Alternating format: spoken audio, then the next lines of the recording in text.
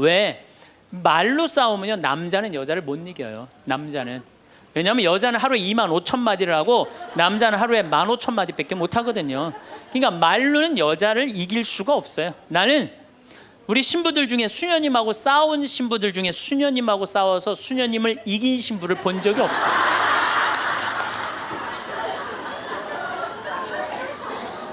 말로는 안 되는 거예요. 그러니까 여러분들 남편이 흥분해갖고 딱 나하고 얘기하자 그러면 여러분들은 아무 대꾸하지 말고 방바닥에 뭘 쓰세요. 뭐 할 때까지? 남편 흥분 가라앉을 때까지. 예수님은 땅바닥에 쓰시는 거예요. 사실은 그거는 다른 뭐 아주 신학교 있을 때 뭐 많이 배웠죠. 뭘 써셨을까? 예수님이 과연 뭐 별 얘기를 들었는데 다른 의미는 아니고 흥분이 가라앉을 때까지 기다리신 거예요. 그래갖고 이제 이 사람들이 이제 흥분은 가라앉고 사건만 남은 거야. 사건. 그래갖고 이제 흥분이 좀 가라앉은 상태. 여러분들 아무리 화가 나도 열만 심으면요, 웬만하면 흥분이 가라앉아요. 그 열을 못 쉬어서 흥분이 터지는 거죠. 그러니까 좀 어느 정도 흥분이 가라앉으니까 이 사람들이 물어봅니다. 이 여인을 어떻게 하면 좋겠습니까? 간음을 했는데. 그러니까 예수님이 딱 보니까 이제 흥분이 가라앉은 것 같아. 그러니까 딱 한마디 더 합니다. 그래? 그렇다면은 너희 중에 죄 없는 사람이 먼저 저 여자를 돌로 쳐라. 그리고 그 다음 행동이 기가 막히세요. 다시 땅바닥에 뭘 쓰세요. 이게 뭐냐면 생각할 시간을 주는 거예요. 생각할 시간. 여러분들 만약에 자식을 막 혼냈어. 너 한 번만 더 게임하면 엄마가 저 컴퓨터 부셔버린다고. 그리고 너 문 열어놔. 그리고 문 열어놓고 자기는 텔레비전 보고 있으면서 아들은 게임 하나 안 하나, 한쪽 눈은 게임 하나 안 하나 보고 한쪽 눈은 텔레비 보고 있으면 아들이 그거 잘 받아들이겠어요? 더 욱하는 게 생겨요. 한 번 혼냈으면요, 생각할 시간을 주는 게 중요한 거예요. 그러니까 예수님은 생각할 시간을 주는 거예요. 너희 중에 죄 없는 사람이 먼저 저 여자를 돌로 쳐라. 그리고 난 다음에 예수님 다시 땅바닥에 뭘 쓰십니다. 그런데 언제까지 기다려 주시느냐 하면 다 떠날 때까지 기다리는 거예요. 중간에 고개 안 돌리시고. 그리고 다 떠났어. 다 떠나고 나니까 그때서 고개를 들어서 혼자 남은 여인한테 물어봅니다. 여인아, 네 죄를 묻던 사람들이 어디 갔느냐? 아무도 없습니다, 주님. 그래? 그들이 만약에 네 죄를 묻지 않았다면 나도 네 죄를 묻지 않으마. 이거 기가 막힌 얘기예요. 왜? 예수님은 죄를 묻을 수 있는 권한이 있으신 분이에요. 얼마든지 그 여자를 징계할 수 있어요. 그렇지만 다른 사람이 묻지 않았기 때문에 나도 묻지 않겠다. 아, 기가 막히지 않아요? 예수님은 세 사람을 용서합니다. 첫 번째, 죽이자고 덤비는 바리사이들을 용서하고, 간음한 이 여인을 용서하고, 그 다음에 율법의 1.1획도 나는 어기로 온 것이 아니다, 없애러 온 것이 아니다, 이렇게 가르친 당신까지 용서한 거야. 다시 말해서 흥분이 가라앉으면요, 문제 해결은 다 돼요. 흥분한 상태에서 여러분들이 문제 해결하려면 해결이 안 된다는 얘기예요. 그렇다면 이 흥분은, 화는 어떻게 하면 조절할 수 있느냐? 전 세계에서 우리나라만 가지고 있는 병이 무엇인 줄 아십니까? 바로 화병입니다. 억울하고 화가 나는 일이 있어도 속으로 묵히기만 했었나요? 외면의 흥분과 내면의 분노를 어떻게 조절하는지 알아보겠습니다. 영상 시청하시기 전 구독과 좋아요, 댓글 부탁드립니다. 황창현 신부님의 행복 특강 지금 시작합니다. 제가 사는 강원도 평창 생태 마을에는 제가 황토집을 전해서 암 환자들이 많이 오십니다. 근데 벌써 한 3년 전 얘기예요. 3년 전에 우리 집에 암 환자 자매님 한 분이 오셨어요.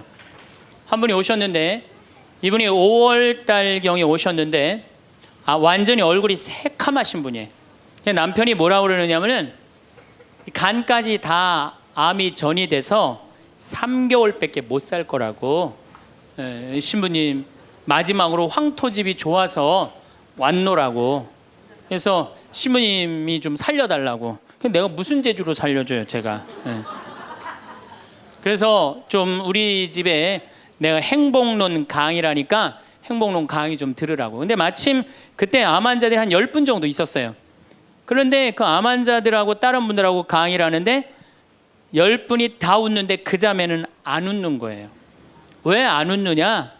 이제 3개월밖에 안 남았기 때문에 그게 너무 걱정이 되니까 내 강의가 재밌지도 않고 웃기지도 않은 거예요. 2시간 내내 무표정한 표정으로 앉아 있더라고요. 그래서 강의 끝나고 내가 자매님을 불러서 자매님 나하고 얘기 좀 하자. 자매님 뭐가 이렇게 걱정이 많으냐. 자매님 지금 근심 걱정은 3개월에 죽는다는 거 걱정을 하는데 3개월에 죽을지 3년 후에 죽을지는 아무도 모른다. 그리고 사실은 오늘 저녁에 교통사고로 죽는 사람도 많고 물에 빠져 죽는 사람도 많다. 우리는 하루를 즐겁게 살면 된다. 내일 걱정은 내일이 알아서 한다. 여러분들 마태오복음 6장에 그 얘기가 나오죠. 무엇을 먹을까? 무엇을 마실까? 무엇을 입을까? 걱정하지 말아라. 하늘에 나는 새도 하느님이 먹여준다. 솔로몬도 들에 핀 나리꽃처럼 영화롭게 입지 못했다. 너희들은 오늘 일은 오늘로 족하다. 내일 걱정은 내일이 알아서 할 것이다. 오늘 수고는 오늘로 족하다. 이렇게 말씀을 하셨다. 내일 거 걱정하지 말아라. 그리고 내가 막 자매님한테 혼을 냈어요. 근데 이 자매님이 이틀 동안 집에서 안 나오더라고. 나한테 혼나갖고 나한테 위로받을 줄 알았더니 그 이틀이 지나고 나서 자매님이 그러더라고. 신부님 생각을 해보니까 내가 남은 3개월 동안 이제까지 하느님의 50년 동안 베풀어 주신 은혜 감사하기도 시간 모자라다는 생각이 든다는 거예요.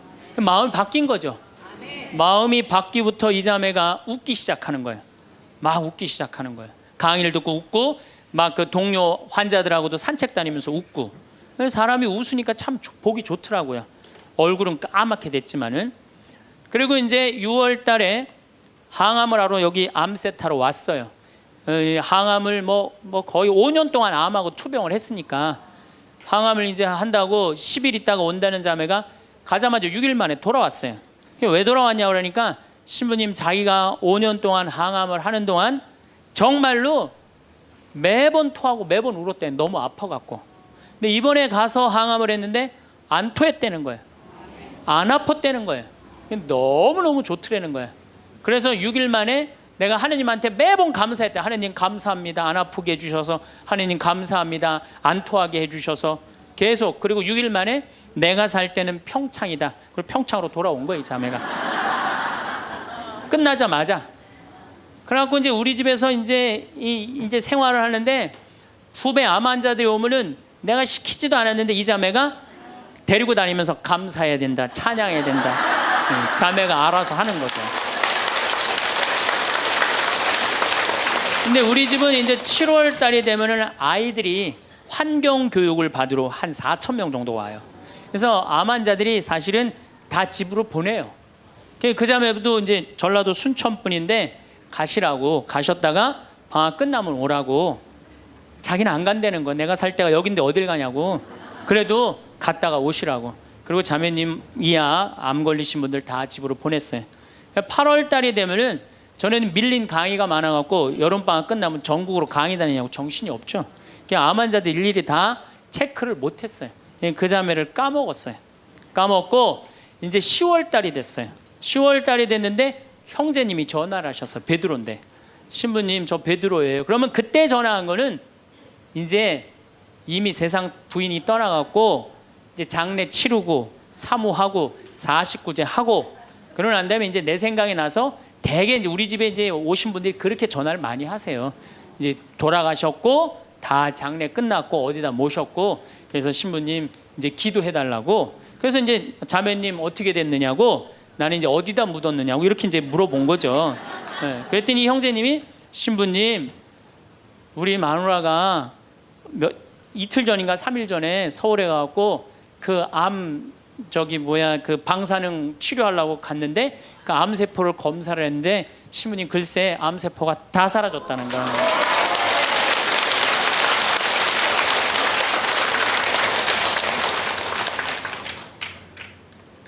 마음을 어떻게 먹느냐에 따라서 굉장히 많이 틀려요. 물론 또 하느님이 불러가시면 어쩔 수 없는 거고 저는 하느님이 불러가는 것도 나쁘지 않다고 생각해요. 예, 불러가면 얼마나 좋아요. 요즘 그 미국에서 어떤 박사가 이제 죽었다가 다시 살아난 사람들 조사를 해봤대잖아요. 죽으면은 죽었다가 나도 이제 그 본당 사목하면서 죽었다 살아난 사람들 얘기를 들어보면 아주 거의 똑같아요. 딱 죽을 때 그냥 터널 같은데 빛을 빨리 올라간다는 거예요. 그래갖고 그냥 전생애가 다 보이고, 그리고 정말로 빛이 있는 곳으로 나간다는 거예요. 내가 그 많은 분들 병자성사 해보면서도 정말로 편안하게 돌아가시는 분들을 보거든요. 그러니까 사실 살아도 좋고 죽어도 좋은 거예요. 뭐 이렇게 걱정할 게 많아, 믿는 사람들이. 그렇지 않아요? 어쨌든 그래도 살아있는 게 낫지, 아직까지는. 그렇잖아요. 그 여러분들 죽는 거 걱정하지 마세요. 절대 죽기 전까지는 안 죽어요. 죽기 전까지는 걱정하지 마세요.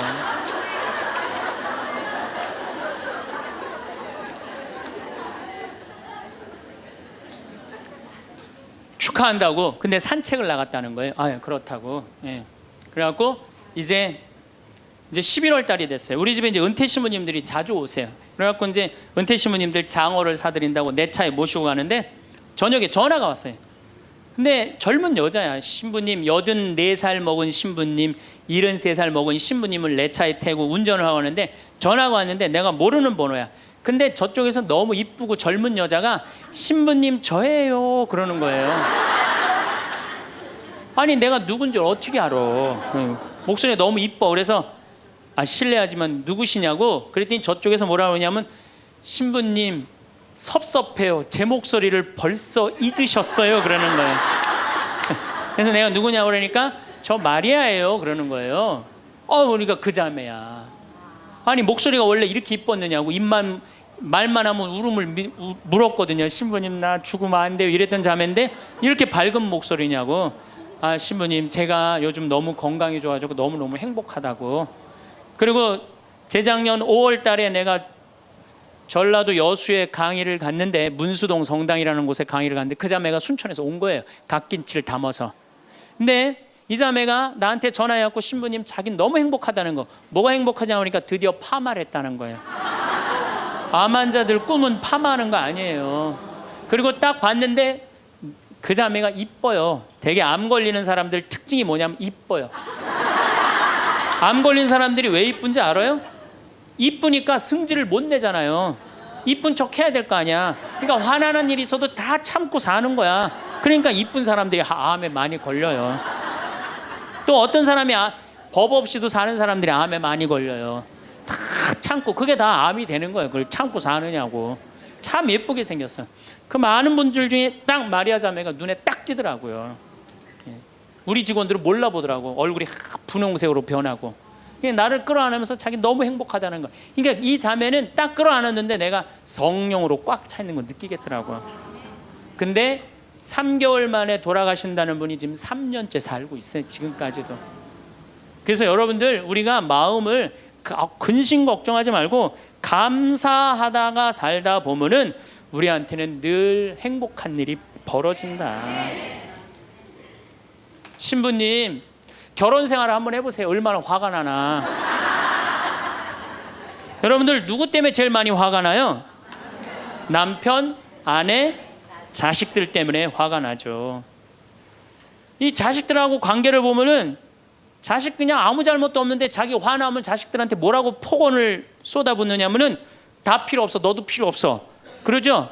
밥이 넘어가냐? 뭐 이런 말 막 하잖아요. 자식들한테.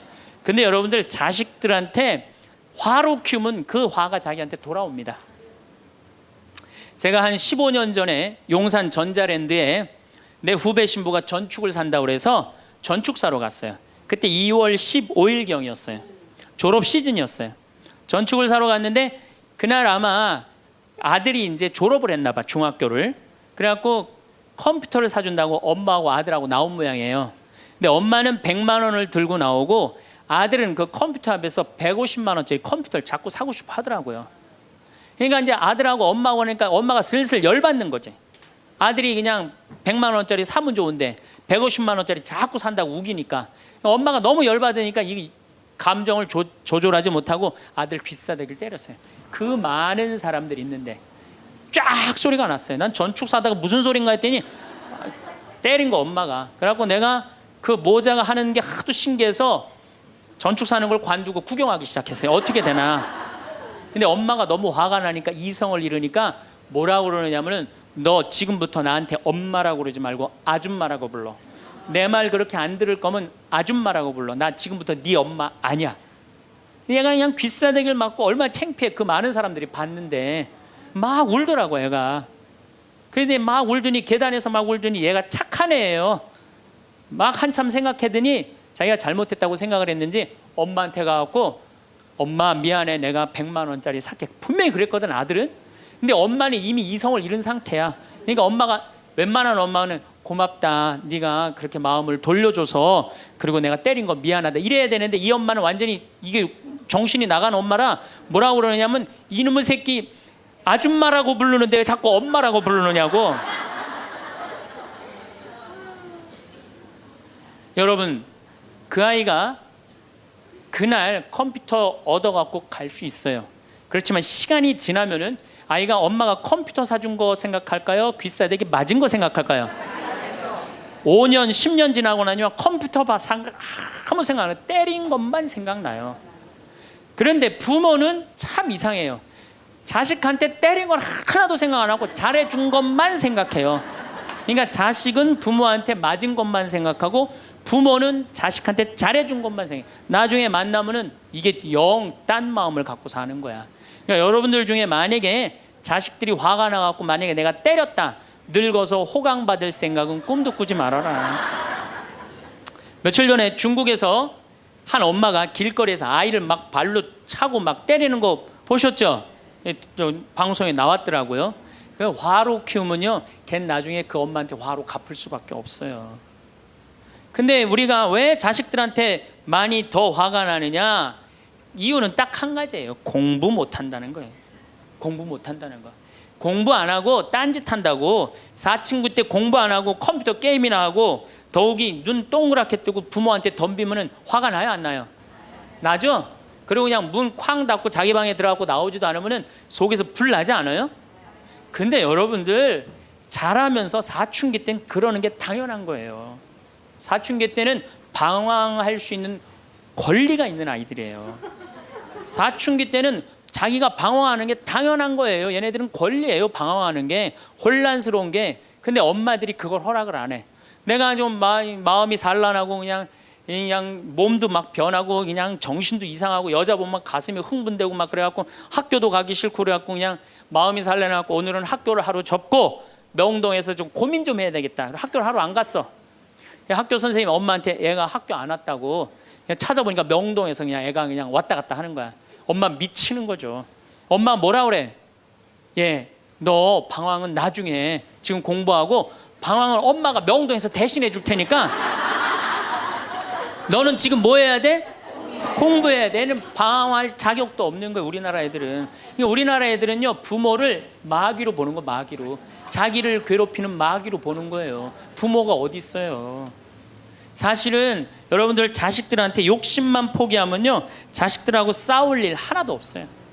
사실은 내 자식이 몸으로 살 놈인지 머리로 살 놈인지 빨리 판단해야 돼요. 우리 집에 이것도 한 3년 전 얘긴데 요셉이가 왔어요. 고등학교 졸업하고 대학을 떨어진 아이예요. 근데 그냥 대학을 떨어진지 집에서 컴퓨터 게임만 하는 거예요. 엄마가 미치는 거지. 애를 보면 대학도 안 들어갔지, 새벽 4시까지 컴퓨터 게임하지, 낮에는 1시에 일어나지. 그냥 미치는 거죠. 그래갖고 나한테 데리고 왔어요. 강원도 평창에. 근데 살이 얼마나 쪘는지 애가 살이 너무 찐 거예요. 그래갖고 그냥 눈이 살이 쪄갖고 이 눈두덩이가 안 보이는 거예요.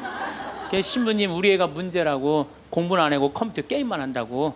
그래갖고 그냥 내가 애를 보니까 이 눈두덩, 이 찢어진 눈두덩 사이로 걔 눈을 자세히 들여다보니까 애는 문제가 없더라고요. 애는. 근데 애가 살이 얼마나 쪘는지 100kg인지 110kg인지 120kg인지 130kg인지 알 길이 없는 거야. 왜? 우리 생태마을의 저울은 100kg까지 밖에 재는 게 없거든. 올라가면 막 뱅글뱅글 도는 거야 저울이. 그래서 내가 고추 빨 때 방앗간에 나갈 때 달아봐라. 그래서 달아봐. 그랬더니 얘가 몇 킬로가 나냐? 130kg가 나서 130kg. 그래갖고 일단은 하여튼 놔두고 가라고. 그래갖고 이제 엄마는 갔어요. 엄마는 가고. 근데 애가 참 건강한 애예요. 정신도 맑은 애 아이고 부모 입장에서 문제인데 내 눈에는 문제가 아니더라고. 너 밭에 나가서 일 좀 해라. 그래갖고 이제 다 큰애니까 밭에 나가서 일을 하고 일주일 지나고 난 다음에 관리장한테 물어봤어요. 걔 어떠냐고 요셉이. 그랬더니 관리장이 넘버 원이라는 거예요. 엄마는 문제라고 데리고 왔는데 우리 생태마을의 관리장은 넘버 원이라는 거. 일도 잘하고 성격도 좋고 기가 막히더라고. 어떻게 일을 잘하냐 하니까 애가 힘이 좋아갖고 물건도 잘 게으름을 안 핀다는 거예요. 게으름을. 여러분들 얘가 몸으로 살래요? 머리로 살래요? 몸으로 살래죠? 몸으로 살래를 머리로 살라 그러면 얘가 머리가 돌 것 같아, 안 돌 것 같아요? 그러니까 내가 몸으로 살지 머리로 살지 빨리 구분할 줄 알아야 돼요. 그래갖고 애가 너무 괜찮으니까 6월 달에 우리 생태마을에 앞에 강이 흐른단 말이에요. 거기서 래프팅을 합니다. 그래서 래프팅 가이드를 자격증을 따라고 그랬어요. 그랬더니 우리 래프팅 가이드 팀장이 신부님 다른 아이는 다 따도 얘는 못 땁니다. 왜냐하면 이 가이드 자격증 체육학과 애들이 따는 거거든요. 배를 뒤집었다가 폈다가 강물에 뛰어 들어갔다가 강물에 또 올라오고 그래야 되는데 130kg짜리가 강물에 한번 빠지면 그만이지 어떻게 자격증을 땁니까? 그래도 우리가 협회 사람들하고 잘 아니까 좀 어떻게 좀 따게 좀 해라. 그래갖고 가이드를 자격증을 보냈는데 얘가 금요일날 따갖고 왔어요. 기가 막힌 거죠. 어떻게 땄냐 그러니까 그 주간에 비가 오지 않아갖고 배가 강바닥에 단 거야. 그래갖고 그냥 들어왔다 나갔다 자격증 따갖고 왔어요. 그리고 아이가 가이드를 하는데 인기가 최고예요. 최고. 너무너무 잘하는 거 아이가.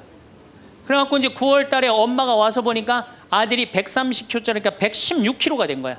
그러니까 살이 홀쭉 빠지고 눈빛이 초롱초롱해진 거야. 그러니까 엄마가 가자 공부하러.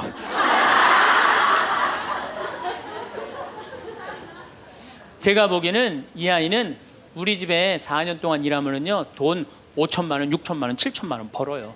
왜냐하면 우리 집에 일하면 돈 주거든요. 그럼 그 돈 모아갖고 사업을 해도 얘는 잘하네요. 꼭 공부로 승부 걸 아이가 아니거든요. 그럼 신부님 우리 애가 몸으로 살랜지 머리로 살랜지 기준이 어떻게 됩니까? 반에서 10등 안에 안 드는 놈들은요 다 몸으로 살 놈들이에요. 여러분들 자식들 중에 반에서 10등 안에 안 드는 애들은 다 몸으로 살 애들이야. 독일은 초등학교 졸업하면서 중학교 올라가면서 갈릅니다. 대학 들어가래 아니면 기술 배우래.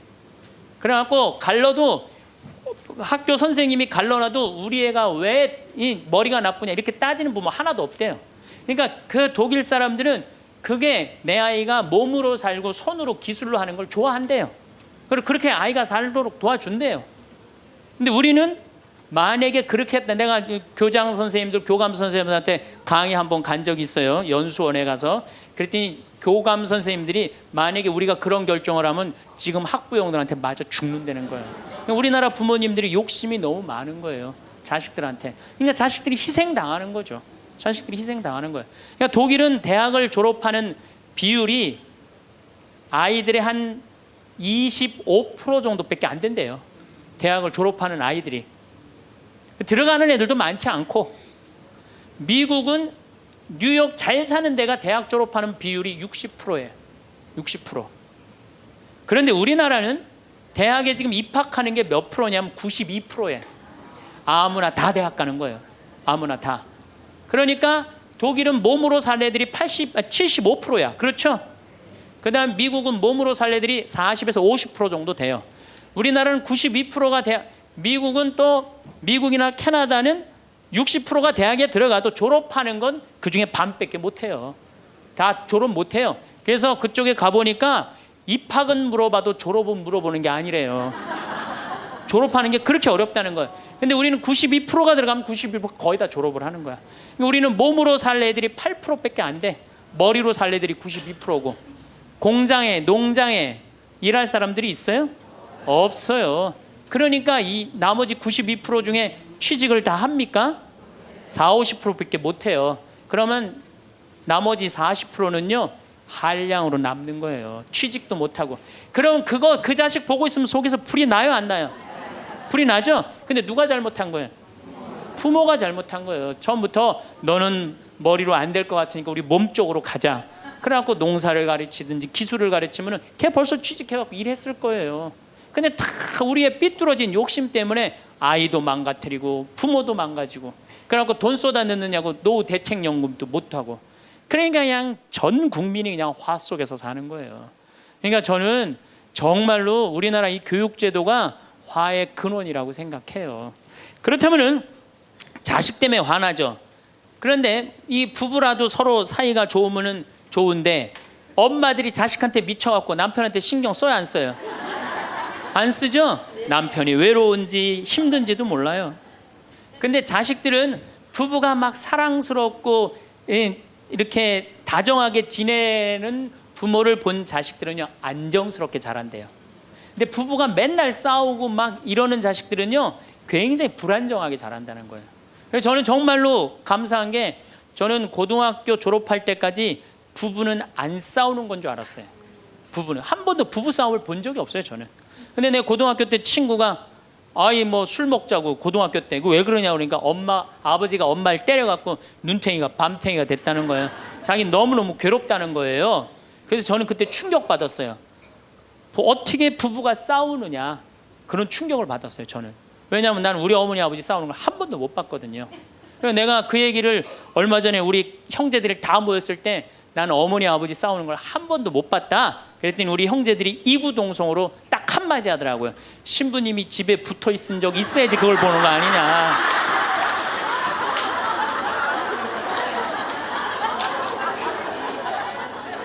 어쨌거나 저는 본 적이 없어요. 저는 굉장히 긍정적으로 자랄 수 있는 거죠.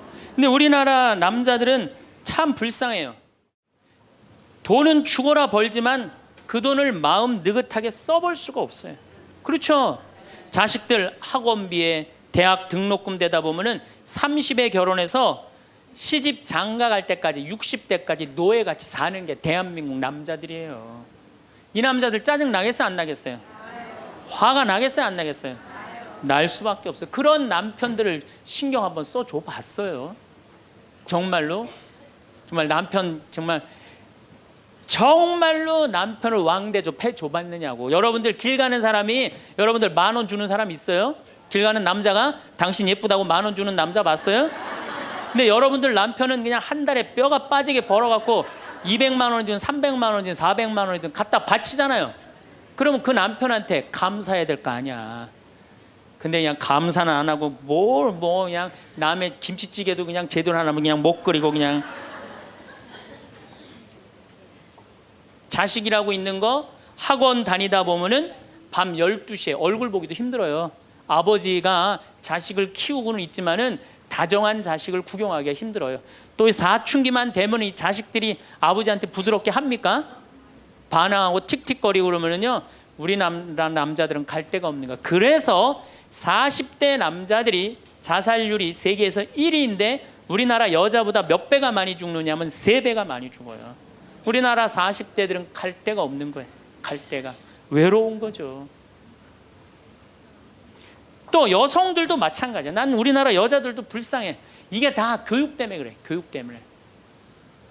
자식이 막 사춘기 때 막 생 난리를 치고 막 그럴 때 여러분들은 몇 살이 될까요? 45, 50 왔다 갔다 하죠? 그럼 여러분들은 자식은 사춘기지만 여러분들은 뭐예요? 갱년기야. 그러니까 갱년기가 되면 사실은 굉장히 케어가 필요한 거예요. 여러분들 굉장히 돌봄이 필요한 나이예요. 막 피부 처져요, 안 처져요? 눈두덩 처져요, 안 처져요? 눈가 처져요, 안 처져요? 볼 처져요, 안 처져요? 이가 처져요, 안 처져요? 그러니까 그렇게 처지는 거 거울에 이렇게 보고 앉아 있으면 어떤 얼굴이 되냐면 이런 얼굴이에요.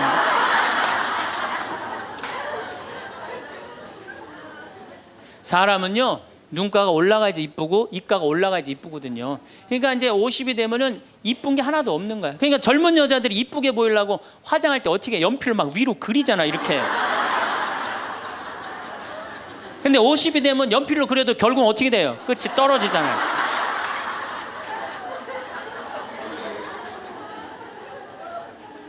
하지만은 우리나라 이 갱년기의 여성들은 자신의 고통, 번뇌 뒤로 하고 감추고 희생합니다. 묻어두는 거예요. 자식을 위해서 희생한다. 내가 지금 뭐 생리가 이어졌다 끊어졌다 그냥 정신이 깜빡깜빡 하잖아요, 여러분들. 갱년기 시작되면은. 그렇죠? 지갑은 뒀는데 어디다 뒀는지 생각이 안 나는 그런 경우 참 많죠.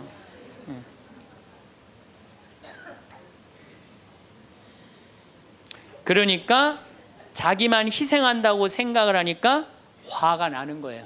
화가 나는 거. 더욱이 50이 되면은 뭐에 걸리느냐? 빈둥지 증후군에 걸려요. 자식 공부하러 나가고, 그렇죠? 남편 돈 벌러 나가고, 자기는 50 되면은 아무도 옆에 없는 것 같은 외로움 속에 자기가 이제 빠지는 거죠. 그러면 이제 자식 보면 막 화가 나는 거예요. 남편 봐도 화가 나고, 몸에는 막 테스토스테론이 나와가고 힘은 흘러 넘치고, 그러니까 막 소리 지르는 거예요. 그러니까 50 넘은 여자 중에 여자 같은 여자는 없고 전부 다 깡패 같은 여자들만 있는 거예요. 50 넘은. 그래서 나는 이 부부들 보면은 참 재미난 게, 성당에서 내가 보면 얼굴도 예쁘고 정말로 상냥해요. 이 음식 반찬도 맛있게 하고, 그럼 남편하고 술 한잔 하면서 형제님 행복하다고, 저렇게 이쁘고 상냥하고 괜찮은 여자랑 살아서 정말로 부럽다고. 그러면은 형제님들 대부분이 뭐라고 그러냐면, 신부님 부러우세요? 너무 부럽다고. 그러면은 형제님들이 뭐라고 그러냐면, 데리고 가세요.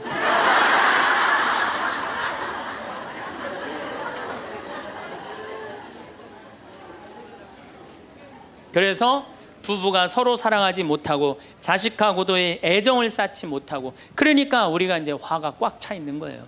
그러니까 이 화가 꽉 차 있으니까 정말로 상상하지 못하는 일들이 벌어지는 거. 우리 사회 안에서 막 서로 죽이고 뭐 내다 버리고 뭐 이런 일들이 벌어지는 거죠. 그러면은 화가 나면은 어떻게 이 화를 컨트롤을 해야 되느냐, 화를 다루어야 되느냐, 지금부터 그 얘기를 말씀드리겠습니다. 여러분들, 화가 나면 예수님만 보면 돼요. 우리가 인생이 답답할 때 누구만 보면 돼요? 예수님만 보면 됩니다. 요한복음 8장에 간음한 여자 얘기가 나옵니다. 자, 요한복음 8장에 간음한 여자 얘기가 나와요. 당시 2000년 전에 여자가 간음을 했다. 이건 당시 중동 지역에서는 어떻게 했느냐면, 돌로 쳐서 그 여자가 돌에 맞아갖고 쓰러져갖고 돌 무더기를 만들어서 죽여요. 이번에도 중동에서 그런 일이 있었죠. 사진을 보니까 진짜 돌 무덤을 만들어 버리더라고요. 근데 이 여자가 간음을 하다가, 이번에 이 중동에서 그런 분은 남자하고 팔짱 끼고 나갔는지 그냥 외출했다고 그거 이유 하나로 그 처벌을 당했어요. 근데 이 여자는 현장에서 붙잡혔어. 중동에서 이 여자들은요 다 싸고 다녀요. 그만큼 여자를 사람 취급을 안 해요. 그런데 이 여자가 간음을 했어. 그러니까 남자들이 막 화가 날 것 같아, 안 날 것 같아요? 너무너무 화가 나는 거지. 이 여자는 여러분들 예뻤겠어요, 안 예뻤겠어요? 예뻤을 거예요. 왜냐하면 당시에 간음을 한다는 건 목숨을 걸었기 때문에. 이 여자 몸매는 어땠을 것 같아요? S라인에 S라인. 이게 벤지 엉덩이인지 구분도 안 되는 여자고 간음할 수가 없어요. 예쁜 여자가 다른 남자하고 대낮에 간음하다가 붙잡혔다. 남자들이 흥분할 수밖에 없어요. 그래갖고 막 눈이 뒤집어져 갖고, 예수님은 안 그래도 예수님한테 별렀어요. 왜? 요한복음 7장에 귀에만 대면 예수님을 죽이려고 그랬거든. 근데 이 사건이 8장에 일어나요. 8장에. 그러니까 모두를 용서해라, 사랑해라, 이런 분하고 율법 1.1핵도 없어지면 안 된다. 그러니까 율법학자들이 예수님 앞에 이 여자를 패댕기를 치는 거예요. 당신이 이 여자 간음했는데 어떻게 하면 좋으냐고. 근데 예수님이 보니까 이 사람들이, 이 남자들이 너무너무 흥분해 있는 거야. 눈이 뒤집어진 거예요. 보니까 흰 눈동자 95%, 까만 눈동자 5%야. 눈이 확 뒤집어져 있는 거야. 근데 예수님은 참 지혜로우셔요. 흥분한 사람하고는 얘기를 안 하시는 거예요. 여러분들, 두 사람이 막 싸워. 내가 말리로 들어갔어. 말리로 들어가면 나중에 흥분한 사람들 속에 뛰어들어가면 나중에 몇 명이 싸워요? 3명이 싸워요. 이게 눈에 뵈는 게 없을 때는요, 아무리 좋은 말도 귀에 안 들어오는 거예요. 눈에 뵈는 게 없을 때는. 예수님 딱 보니까 이 사람들이 완전히 흥분해 있어. 그러니까 상대 안 합니다. 어떻게 하냐면 대꾸도 안 하고 바닥에다 뭘 쓰세요. 땅바닥에 뭘 쓰세요. 참 위대한 행동이죠. 흥분이 가라앉을 때까지 기다리시는 거죠. 저는 제 소원이 하나 있어요. 저는 본당 신부를 10년 동안 했는데, 다행히 한 번도 뭐 교우들끼리 뭐 서로 싸워갖고 패가 갈린다든가 그런 적이 없어요. 그런데 이제 내가 다음에 이제 한번 본당에 나가면 주교님한테 가서 꼭 부탁하고 싶어요. 주교님한테 나는 어떤 본당에 나가고 싶냐고 부탁을 하고 싶냐면은 성당이 두 패로 나눠져 갖고 머리통이 터지게 싸우는 본당에 나 보내달라고. 내가 꼭 하고 싶은 게 있어서 그래요. 뭘 하고 싶으냐면은 내가 이제 머리통이 터지게 싸우는 본당에 발령받아 갔단 말이야. 딱 발령받아 가면은 양쪽 회장들이 딱 올 거 아니에요. 신부님, 저치들이 우리 성당 돈 다 빼먹었다고. 또 이쪽 회장들은 저치들이 우리 성당 분위기 다 깬다고 시시비비를 가려달라고 흥분이 돼갖고 오면은 나는 아무 말도 안 하고 사제관 방바닥에 뭘 써보고 싶어요. 나 그거 꼭 해보고 싶어요. 여러분들도 만약에 남편이 나하고 얘기 좀 하자고 남편이 흥분돼갖고 너 왜 우리 어머니한테 그렇게 못되게 대하느냐 그래갖고 싸우자고 문을 열고 딱 들어와갖고 딱 봤는데 남편이 흥분을 했어. 눈동자를 보니까 흰 눈동자 95%, 까만 눈동자 5%야. 그러면은 부인이 그래 나도 할 얘기가 많다 해보자. 그러면은요 어떻게 될 것 같아요? 싸우고 귀싸대게 맞게 돼 있어요. 왜? 말로 싸우면요 남자는 여자를 못 이겨요. 남자는. 왜냐하면 여자는 하루에 25,000마디를 하고 남자는 하루에 15,000마디밖에 못 하거든요. 그러니까 말로는 여자를 이길 수가 없어요. 나는 우리 신부들 중에 수녀님하고 싸운 신부들 중에 수녀님하고 싸워서 수녀님을 이긴 신부를 본 적이 없어요.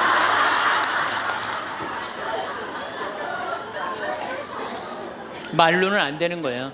그러니까 여러분들 남편이 흥분해 갖고 딱 나하고 얘기하자 그러면 여러분들은 아무 대꾸하지 말고 방바닥에 뭘 쓰세요. 뭐 할 때까지? 남편 흥분 가라앉을 때까지. 예수님은 땅바닥에 쓰시는 거예요. 사실은 그거는 다른 뭐 아주 신학교 있을 때 뭐 많이 배웠죠. 뭘 써셨을까? 예수님이 과연 뭐 별 얘기를 들었는데 다른 의미는 아니고 흥분이 가라앉을 때까지 기다리신 거예요. 그래갖고 이제 이 사람들이 이제 흥분은 가라앉고 사건만 남은 거야. 사건. 그래갖고 이제 흥분이 좀 가라앉은 상태. 여러분들 아무리 화가 나도 열만 심으면요 웬만하면 흥분이 가라앉아요. 그 열을 못 쉬어서 흥분이 터지는 거죠. 그러니까 좀 어느 정도 흥분이 가라앉으니까 이 사람들이 물어봅니다. 이 여인을 어떻게 하면 좋겠습니까? 간음을 했는데. 그러니까 예수님이 딱 보니까 이제 흥분이 가라앉은 것 같아. 그러니까 딱 한마디 더 합니다. 그래? 그렇다면은 너희 중에 죄 없는 사람이 먼저 저 여자를 돌로 쳐라. 그리고 그 다음 행동이 기가 막히세요. 다시 땅바닥에 뭘 쓰세요. 이게 뭐냐면 생각할 시간을 주는 거예요. 생각할 시간. 여러분들 만약에 자식을 막 혼냈어. 너 한 번만 더 게임하면 엄마가 저 컴퓨터 부셔버린다고. 그리고 너 문 열어놔. 그리고 문 열어놓고 자기는 텔레비전 보고 있으면서 아들은 게임 하나 안 하나 한쪽 눈으로는 게임 하나 안 하나 보고 한쪽 눈은 텔레비 보고 있으면 아들이 그걸 잘 받아들이겠어요? 더 욱하는 게 생겨요. 한 번 혼냈으면요 생각할 시간을 주는 게 중요한 거예요. 그러니까 예수님은 생각할 시간을 주는 거예요. 너희 중에 죄 없는 사람이 먼저 저 여자를 돌로 쳐라. 그리고 난 다음에 예수님 다시 땅바닥에 뭘 쓰십니다. 그런데 언제까지 기다려 주시느냐 하면 다 떠날 때까지 기다리는 거예요. 중간에 고개 안 돌리시고. 그리고 다 떠났어. 다 떠나고 나니까 그때서 고개를 들어서 혼자 남은 여인한테 물어봅니다. 여인아, 네 죄를 묻던 사람들이 어디 갔느냐? 아무도 없습니다, 주님. 그래? 그들이 만약에 네 죄를 묻지 않았다면 나도 네 죄를 묻지 않으마. 이거 기가 막힌 얘기예요. 왜? 예수님은 죄를 묻을 수 있는 권한이 있으신 분이에요. 얼마든지 그 여자를 징계할 수 있어요. 그렇지만 다른 사람이 묻지 않았기 때문에 나도 묻지 않겠다. 아, 기가 막히지 않아요? 예수님은 세 사람을 용서합니다. 첫 번째 죽이자고 덤비는 바리사이들을 용서하고 간음한 이 여인을 용서하고 그 다음에 율법의 1.1획도 나는 어기로 온 것이 아니다. 없애러 온 것이 아니다. 이렇게 가르친 당신까지 용서한 거야. 다시 말해서 흥분이 가라앉으면요 문제 해결은 다 돼요. 흥분한 상태에서 여러분들이 문제 해결하려면 해결이 안 된다는 얘기예요.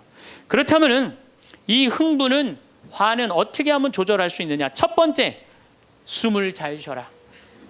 이거는 모든 화를 조절하는 책을 읽어보면요 첫 번째로 나오는 게 숨을 잘 쉬어라예요. 화가 나면은 숨이 가빠져요, 안 가빠져요? 가빠지죠? 씩씩거린다 그러죠? 이게 숨을 어떻게 주체하지 못해서 그러는 거예요. 근데 여러분들, 숨은 창세기에 보면은 하느님이 인간을 창조하시고 뭘 불어넣었다 그래요? 숨을. 그러니까 우리가 숨을 쉰다는 건 생명을 쉬는 거예요. 생명을. 그러니까 숨을 잘못 쉬면 생명을 잘못 다루는 거하고 똑같은 거예요. 근데 숨은 어떻게 내 몸으로 들어와서 코로 들어와서 심장으로 해서 이 위로 해서 그다음에 단전 배꼽 아래로 해서 간으로 해서 폐로 이렇게 돌아서 나가는 게 숨이에요. 그래갖고 온전히 산소 공급이 온 장기 안에 다 돼야 돼. 근데 화가 나면 여러분들 숨을 어디다 걸어놓고 쉬어요? 목에다 목조에서 딱 걸어놓고 싸우잖아요. 남편하고 싸울 때. 예, 내가 시집하고 당신한테 해준 게 뭐가 있어? 외식을 해줘서, 설거지를 해줬어, 그렇다고 여행을 시켜줘서, 밍크 코트를 사줘서, 다이아를 사줬어. 그럼 얼굴이 빨개져 안 빨개져요? 왜 빨개지느냐면 이게 내려갔다 와야 되는데 여기만 딱 차 있으니까 점점 풍선처럼 부풀러 오르는 거예요. 그렇게 1시간을 소리 지르고 싸우면은 1시간 동안 여기 산소 통합니까 안 통합니까? 안 통하면 여기가 무슨 병이 드느냐면 화병이 드는 거. 그래서 드는 병이 화병이에요. 그러니까 싸울 때 어떻게 싸워야 되냐면 숨을 쉬고 싸워야 되는 거예요. 싸울 때 어떻게 싸워야 되냐면, 당신이 말이야 시집 와갖고 나한테 해준 게 뭐가 있어? 설거지를 해줬어, 그렇다고 외식을 시켜줬어.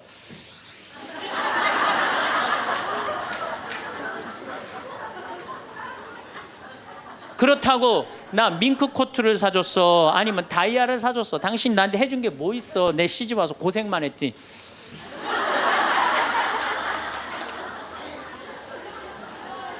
그렇다고 내가 하느님 그렇게 열심히 믿었는데 예수님 태어난 나자렛을 보내줬어, 갈릴레아를 보내줬어. 나 이 집에서 종처럼 일만 했는데 당신 뭐가 있다고 나한테 소리를 지르고 그래? 이렇게 숨을 쉬고 싸우면은요 절대 남편한테 귀싸대기 안 맞아요. 남편이요 차분히 얘기하게 돼 있어요. 근데 막 흥분을 끌어올리면서 얘기하면 사람 감정이 격해져 갖고 이성이 사라지는 거예요. 그래서 우리가 내가 너무너무 화가 나면은 심호흡을 10번만 하면은 굉장히 문제가 해결된다는 거예요. 그래서 여러분들 화가 나면은 어떻게 해라? 숨을 잘 쉬어라. 두 번째, 화가 나면 어떻게 해라? 걸어라. 걷는 게 아주 중요합니다. 여러분들 화가 날 때 묵주를 들고 나와서 동네 한 바퀴만 돌면은요 알아서 마음이 정리가 돼요. 해결책도 알아서 나와요. 2시간 3시간만 걸으면은요 완전히 차분해져서 들어가요. 그러니까 화가 나면 그 자리에서 떠나야 되는 거, 무조건 떠나는데 가만히 있으면 더 이게 일어나거든요. 그래서 이 꼼포스텔라라고 스페인의 야고보 성인 무덤 가는 800km, 그게 세계적으로 그렇게 인기가 좋은 게 왜 인기가 좋으냐 하면은 그 걸으면서 사람이 치유가 다 되고 마음 정리가 다 되기 때문에 그러는 거예요. 그러니까 걷는 거는 건강에도 좋지만은 마음을 정리해 주는 게 걷는 거예요. 그래서 여러분들 정말로 화가 나면 어떻게 걸으세요. 그리고 정말로 큰 숙제가 있다, 내 인생에 큰 숙제가 있다 그러면은 도보 성지순례를 하세요. 도보 성지순례를. 저는 우리 교우들이랑 이 세남터에서부터 미리네까지 전체 교우가 밤 8시면 모여갖고 새벽 3시, 4시까지 저 미리네까지 걸었어요. 그 목요일, 금요일, 토요일, 일요일 4일을 걸었는데 그 한 400~500명 되는 교우들이 나한테 체험, 은혜 받은 얘기를 하는데 이건 보통 은혜 받은 게 아니에요. 허리 아프던 사람은 허리 다 낫고, 위장 아프던 사람은 위장 다 낫고, 마음 복잡한 사람 마음 정리되고, 사업이 막 안 돼갖고 괴로워하던 사람은 빛을 보고, 걷는 게 그렇게 우리 인생에 중요한 거예요. 그래서 내가 정말 문제가 있다, 세남터서부터 걸으세요. 세남터 우리 김대건 시모님 시신 모시고 미리네까지 원선시호 할아버지가 그땐 청년이었지만 갔잖아요. 그 생각하고 걸으면은요 여러분들 은혜 많이 받으실 거예요. 그러니까 화가 나면 어떻게 해라? 숨을 잘 쉬고 그 다음에 어떻게 해라? 걸어라. 그 다음에 화가 나면 화를 조절하는 방법 중에 세 번째는 잘 먹어라. 이게 먹는 게 화를 먹는 경우가 너무 많아요. 인스턴트 음식, 그렇죠? 이거 잘못 먹으면요 다 화가 들어있는 거예요. 그리고 고기 너무 많이 먹으면요 화냅니다. 여러분들 사슴 싸나워요 안 싸나워요? 안 싸납죠? 사자 싸나워요 안 싸나워요? 싸납죠? 사자 뭐 먹어요? 고기 먹죠? 사슴 뭐 먹어요? 풀 먹죠. 내 아들이 나한테 덤비는데 막 리모컨 던지고 막 자기 막 방문 부시고 그러면은요, 애가 성격이 나빠서 그런 게 아니에요. 아, 내가 고기를 너무 많이 먹여서 그렇구나. 그래갖고 걔를 뭘 먹이냐면 6개월 동안 풀만 먹여보세요. 6개월만 지나면 완전히 온순해집니다. 그리고 여러분들, 우리가 먹는 게 화가 너무 많아요. 아주 비근한 예를 하나 드릴게요. 달걀을 예를 드릴게요. 달걀을 여러분들, 닭들 어떻게 달걀을 낳아요? 우리 지금 여러분들 보통 드시는 닭들 다 가둬놓고 하죠? 재웁니까? 안 재웁니까? 안 재우죠? 재우지도 않죠. 공간이 조그맣죠. 스트레스 받으니까 옆에 닭 막 좁니다. 부리로. 그러니까 어떻게 하냐, 부리를 잘라요. 못 쪼개. 그런 닭들이 놓는 달걀은 화가 들어있을까요? 안 들어있을까요? 화가 들어있는 거예요. 그런 음식들이, 자연적이지 않은 음식들이, 반자연적인 음식들을 우리가 먹는 게 문제예요. 우리 닭들은 내가 300마리 키우는데 막 날아다니면서 놓는 알들은 벌써 향이 좋아요. 딱 깨서 먹으면 아주 고소하고. 그런데 일반 그 시중에서 이렇게 사는 닭들은 막 약간 좀 비리고 이런 냄새, 그 스트레스 받는 거예요. 그럴 만큼 먹는 게 중요한 거예요. 그래서 자연식이라는 게 우리한테 그래서 중요한 거예요. 그래서 이 화도 커피 많이 먹으면 막 심장 두근두근 거려요, 안 거려요? 그런 상태에서 화나는 일이 있으면 폭발합니다. 그러니까 먹는 게 아주 중요하다. 네 번째, 우리가 화를 잘 다스리려면은 이게 음양의 조화, 인생을 좀 즐길 줄 알아야 돼. 인생을. 하느님이 6일 일하고 7일째 쉬셨어요, 안 쉬셨어요? 쉬셨죠? 그럼 여러분들도 일하고 쉬어야 돼, 안 쉬어야 돼요? 쉬어야 돼요. 근데 우리는 잘 안 쉬어. 하느님이 태양도 동그랗고 달도 동그랗고 산도 동그랗고 사람 머리도 동그랗고 이렇게 동그랗게 만들어 놓으신 이유는 동그랗게 살라고 그러는 거예요. 그런데 우리 평창에 내가 생태마을에서는 운전하고 읍내에 나가면은 한 번도 빵빵거리는 소리를 못 들어요. 근데 서울만 딱 오면은 여긴 다 네모나고 삐죽해. 그러니까 네모나고 삐죽한 거 보는 사람들 딱 1초만 늦게 출발해도 빵빵거리고 난리도 아니에요. 그러니까 여러분들 음양의 조화를 잘 이루어야 돼요. 남녀 뭐 쉬는 거 이런 게 굉장히 중요한 거거든요.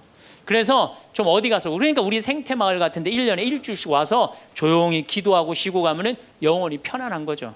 그러니까 여러분들 지금 나이 60 드신 분들 60년 일했으면 나머지 인생은 즐거워야 돼, 안 즐거워야 돼? 즐거워야 돼. 그러니까 그런 음양의 조화를 잘 해야 된다. 다섯 번째, 제일 중요한 거, 화가 안 나는 최고 좋은 길은 뭐냐면 자기 자신한테 잘해주면 돼요. 내가 행복하면은 절대 화 안 납니다. 얼마 전에 우리 집에 대장암으로 온몸에 퍼져서 돌아가신 분이 계세요. 자매님이 나보다 1살 많은데 죽기 일주일 전에 나를 딱 끌어안고 울면서 이런 말을 했어요. 신부님, 나는 내가 이제 곧 죽을 것 같은데 나는 남편한테도 안 미안하대요. 왜 안 미안하냐면 남편 평생 집 돌본 적이 없대요. 그래서 하나도 안 미안하대요. 그리고 자식한테도 안 미안하대. 왜? 대학까지 자기가 이 빌딩 청소해갖고 대학까지 졸업시켰대요. 그런데 누구한테 미안하냐면 자기한테 미안하대. 자기는 이 47년을 살면서 한 번도 고생만 했지 자기 맛있는 고기를 사준 적도 없고 자기한테 예쁜 옷을 해입힌 적도 없고 좋은 데 구경시켜준 적도 없다는 거야. 그런데 지금까지 고생만 하다가 떨컥 병에 걸려서 죽는다는 거예요. 그래서 자기한테 너무너무 미안하다는 거예요. 근데 이제 죽는다는 거예요. 자기한테 한 번도 잘해준 적이 없는데 너무 자기한테 미안하다는 거예요. 여러분들한테 잘해줘야 될 것 같아요? 안 잘해줘야 될 것 같아요? 괜히 그냥 참고 인내하면서 승질은 승질대로 부리고 그러실 필요 하나도 없어요. 이제 여러분들한테 맛있는 거 있으면 사주세요. 그렇죠? 예쁜 옷 있으면 사 입히고, 여러분한테 좋은 데 있으면 구경도 좀 시켜주고. 저는 저한테 잘해줍니다. 왜 잘해주느냐 하면은 나는 본당을 떠나 있기 때문에 본당 총회장님도 없고 부회장님도 없고 성모회장님도 없어요. 그러니까 나 고기 먹고 싶으면 사주는 사람 아무도 없어요. 내가 고기가 먹고 싶으면 내가 사줘요. 베네딕토 고기 먹고 싶냐?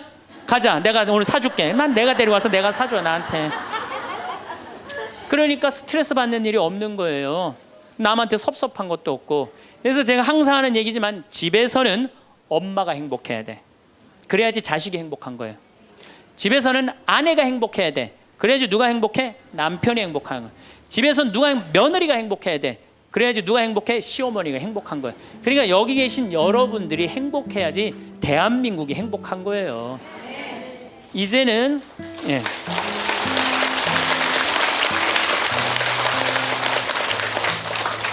자기한테 잘해주는 걸 비신앙적이라고 생각하지 마십시오. 온 세상을 얻는다 해도 자기 목숨을 잃으면 아무 소용이 없다. 그러셨죠? 그러니까 여러분들한테 잘해주시고 내가 행복해야지 그 행복을 가지고 온 세상에 나눠줄 수 있다는 사실 잊지 마시고 여러분들 행복하시기 바랍니다. 감사합니다.